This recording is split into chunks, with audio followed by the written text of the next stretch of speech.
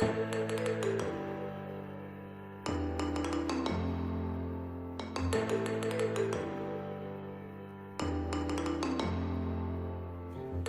and welcome to another Cooking Without a Full Pantry. Today we're going to be doing something a little bit different. Instead of missing an ingredient, we are going to be taking a peek into your pantry at a few ingredients you may have lying around in there, and we're going to find a use for them. Because we are going to be making an Asian seasoning that is so good, it's going to become the seasoning that you never knew that you needed. I'm the seasoning that you deserve, and the seasoning that you need right now. I swear, that doesn't make one bit of sense. Swear to me! You're going to want to use it on everything. We're going to be making Furikake.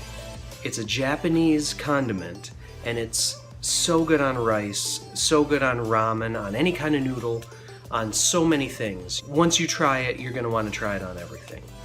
So let's take a look at what the ingredients are, and then we'll make a batch. First ingredient, just plain old sesame seeds. In Western cuisine, there's not a whole lot that you might use sesame seeds for. You probably got these lying around in your pantry from the last time you tried to make sesame chicken. Or maybe that's just me. We're gonna toast them, and I'll show you that in just a minute. Next ingredient, nori. This is dried seaweed. So these, you can buy these in the Asian aisle of your grocery store. They're just flat sheets of dried seaweed. Use them to make sushi rolls. And so you probably got these lying around in your pantry from the last time you tried to make sushi. We are going to use these, and this brings a great seafood umami flavor that will really stand out when you put it on things like rice and noodles. Last ingredients, salt and sugar. So that's it. The sesame seeds, seaweed, salt, and sugar. A lot of furikake also will include bonito, which is these dried, really thin fish flakes. If you happen to have those, definitely throw those in too. If you wanted to go for that fishy angle, but didn't know where to find bonito flakes, you could also get some smoked salmon and grate some little flakes of it. And you could use that as well in place of the bonito. But you can definitely make furikake without any fish at all, just with the 4 ingredients I've shown you. So first up, we're going to toast some sesame seeds.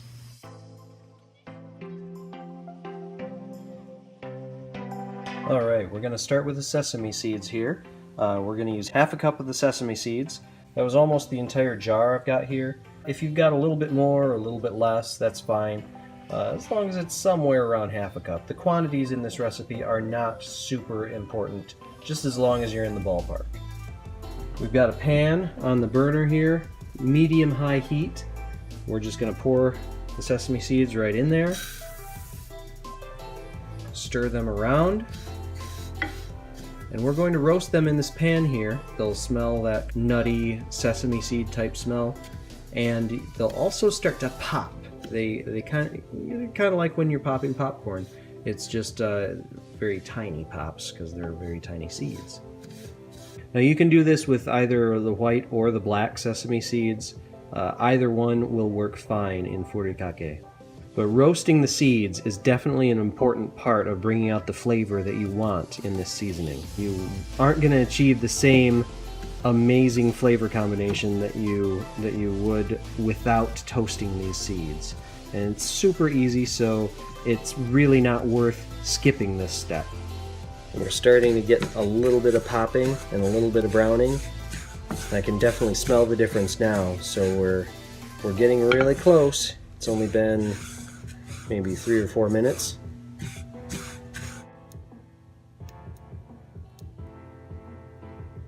Again, we are dry roasting these. You do not want any oil in this pan, otherwise that's not roasting, that is frying. And we don't want fried sesame seeds, we want roasted, or actually toasted.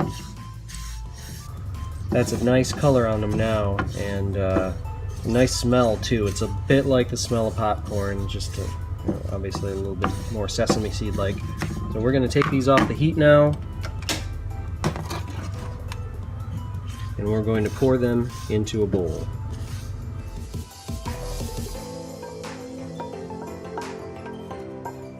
While they're in the bowl still hot, we're going to add our salt. We're going to do 1 tablespoon. Salt, sea salt if you have it, regular salt if you don't. Stir that around, and then we let it cool. While the sesame seeds are cooling, let's get to work on our nori. We'll need about 3 sheets of this. I've got 3 sheets of it lined up here. So the first thing we're going to do is just fold this. It's going to crack when you fold it, but that's okay because we are wanting to cut it up into strips anyways. I'm going to fold it again. That's just going to help us do our job with the scissors. And it doesn't have to be perfect. We are just going to start cutting now.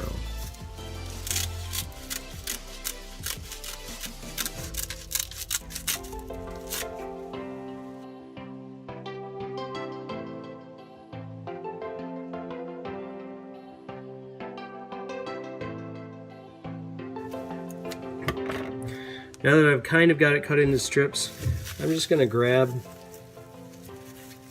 a bunch of the strips. I'm going to fold them in half, and I'm going to just start chopping.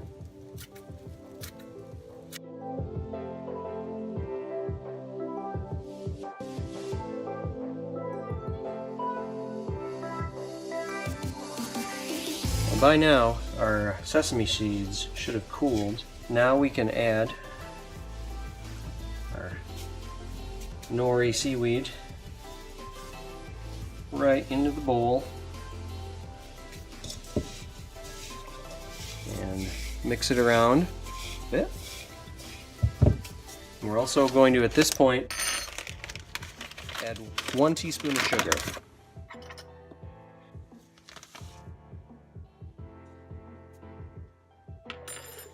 And just mix that in as well. Now, some recipes of furikake don't call for sugar. I think sugar is an important component in this. I think sugar, in the same way that salt tends to bring out flavors in recipes that you wouldn't really call salty, I think sugar has the same effect in recipes that are more centered in the umami area, that it really helps to add and accentuate those flavors that you get from the sesame seeds and especially the nori. And it's a nice extra note once you add it to the foods that you're going to eat it with. So there is the furikake finished.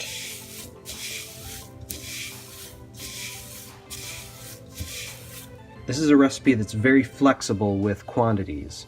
If you want it with more sesame seeds, you can add more sesame seeds. If you want it with more seaweed, you can add more seaweed.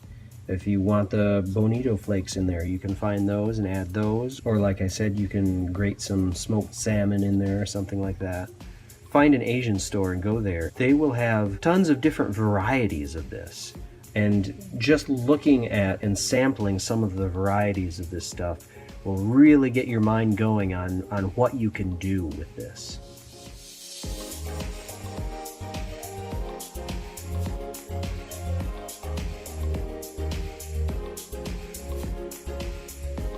Okay, we're ready for a taste test. With me, I've got our resident rice lover, Stone. You love almost any kind of Asian food, don't you, Stone? Anything with rice and fish and... I do like rice and fish a lot. Yeah, and seaweed. Yes. Also me. And Roman is here, and he loves to try anything, and so he is going to try our furikake. Can you guys say it with me? Furikake. Furikake. Oh, very good. So we're gonna we've got our bowls here. We've just got plain white rice, so not super flavorful, but we've topped it with furikake. We're gonna just give it a try. Here we go. Oh man. That is so good. That is so good. You like the seaweed in there? Mm. And the sesame seeds? Those are toasted sesame seeds. Yeah. Just plain rice. Tastes great with this stuff. It's not gonna hurt anything to put soy sauce on it too. I mean, it goes right along with soy sauce. Just as a topping, it goes great on so many things. And if you like making sushi or like making little rice balls, onigiri, this stuff goes great on top of those. Like roll the onigiri and coat it with this stuff. It's delicious. Yeah. Well, thanks for watching again. Super easy to make with things you might already have in your pantry. So should we all say sayonara? Sayonara. Sayonara. Sayonara.